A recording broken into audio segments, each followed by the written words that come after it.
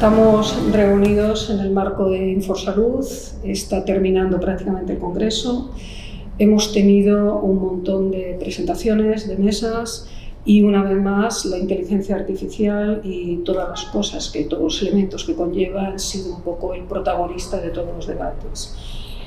Sin embargo, también han salido problemas previos, problemas más vinculados con los fundamentos de la inteligencia artificial, como es el desafío que tenemos con la calidad de los datos, de la información y de la documentación clínica. Todos sabemos perfectamente que la inteligencia artificial, que no es artificial, es inteligencia humana aplicada son herramientas, pero herramientas que parten de unas premisas. Y esas premisas metodológicas están vinculadas a todo lo que tradicionalmente conlleva el cuerpo de conocimiento y las metodologías ligadas a la gestión y al gobierno de los datos, del ciclo de los datos.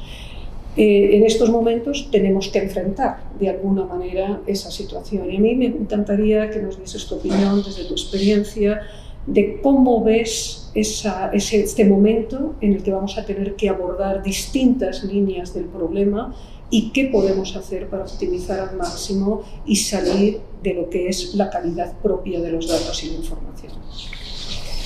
Gracias, Lola, ¿no? Siempre hablamos, ¿no?, en el mundo de sanidad de las tres premisas, ¿no? La C, la N y la I, ¿no? Calidad, normalizar, interoperable, ¿no? O sea, podemos hablar de inteligencia artificial si tenemos un dato de calidad, nos cuesta todavía ser interoperable y, sobre todo, tener un dato homogéneo y normalizado, ¿no? Esas tres premisas que siempre perseguimos también en la parte de ciber, sí, es lo mismo, ¿no? O sea, yo creo que la inteligencia artificial, nosotros en seguridad, es lo que ya tenemos implantado, ¿no? Efectivamente. Claro. Un tratamiento masivo de datos y lo aplicamos en nuestros casos de uso de nuestra inteligencia. Entonces, ¿cómo hay que abordar esto? Yo creo que seguimos con esa barrera, la primera barrera de tener un dato normalizado. Yo creo que es el primer reto que tenemos, no podemos hablar de, y se nos llena mucho la boca de hablar de inteligencia, big data, data warehouse, sí, business intelligence, siempre hemos hablado, y seguimos con el problema de que no tenemos un dato normalizado. Yo creo que es esa primera barrera. ¿Y qué nos supone? Porque muchas veces, sobre todo cuando tenemos interlocutores que venimos más de una parte asistencial y hablamos de datos normalizados, y es un término que para vosotros, la parte que venís de este campo de conocimiento, lo tenéis muy claro, y muchas veces los clínicos esto lo pueden vivir más como decir qué papel tenemos nosotros en todo ese proceso. O sea, ¿cuál es nuestro rol a la hora de garantizar la calidad de ese registro que es el origen del dato? Lo primero, de la herramienta que se puede usar, ¿no? Claro. O sea, yo creo que evidentemente si le ponemos herramientas complicadas, va a ser muy complicado que tengamos un dato normalizado. Empieza a haber herramientas también de procesamiento del lenguaje natural que son fundamentales para esta normalización del dato. Oye, es cierto, porque yo recuerdo ya hace años, muchos años, cuando, por ejemplo, en Estados Unidos, en uno de los primeros HINTs que se hizo en San Francisco, recuerdo que el tema central era justamente el lenguaje, es decir, el conseguir herramientas donde el médico pudiese incorporar información de una manera muchísimo más ágil, flexible, etc. Es verdad que ahora mismo yo creo que esas herramientas se han optimizado de una manera espectacular, pero sin embargo también es cierto que su extensión dentro de lo que es el Sistema Nacional de Salud o las organizaciones todavía tiene barreras importantes. ¿Es así? Sí, pero venimos de un mundo sanitario basado en la codificación. Efectivamente, es así. Entonces, estamos muy acostumbrados a codificar para unos datos estructurados. Y la realidad es, no son datos estructurados, es lenguaje natural. El asistencial tiene que escribir como quiera escribir, y nosotros interpretar correctamente, ¿no? Hasta ahora, creo, en mi opinión, no se ha distribuido mucho, no se ha potenciado el lenguaje natural porque no hacía falta. No estábamos hablando de espacios federados de datos. ¿Para qué voy a...? Muy buena reflexión. Entonces, claro. Ahora nos hace falta. Entonces, claro. Ahora es el momento de esta tecnología. Antes era, bueno, para la investigación, era interesante, pero ahora es el mundo que tenemos que compartir. Y en el caso de los espacios federados de datos, viven de compartir datos. Efectivamente.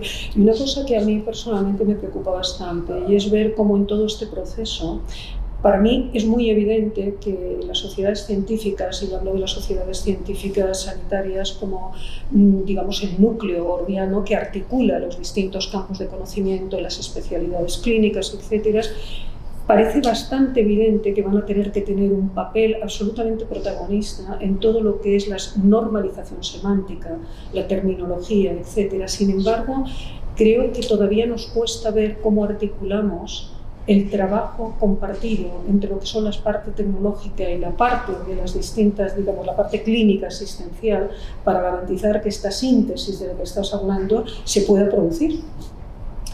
Sí, quizá hay que humanizar un poquito todo esto, ¿no? Yo creo que, insisto, es muy fácil hablar de inteligencia artificial, se nos llena la boca de hablar de inteligencia artificial, pero no deja de ser compartir datos y aplicar inteligencia humana, ¿no? O sea, yo creo que esa parte, esa síntesis de lo técnico, lo vamos a conseguir, ya tenemos herramientas. Ya lo tenemos, efectivamente. No, es una barrera que está, simplemente hay que aplicar cierta negocio a los datos, ¿no?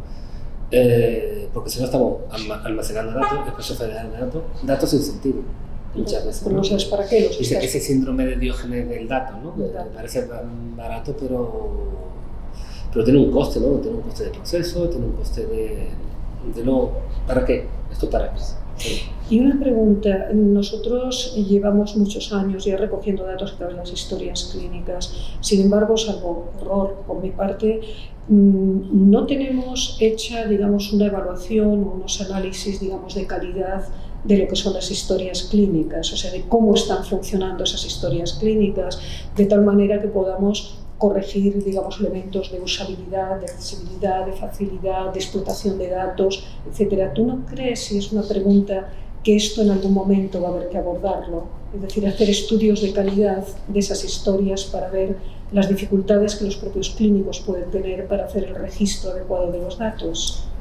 Totalmente. O sea, venimos de un mundo que gestionamos asistencialmente y lo gestionamos desde el dato.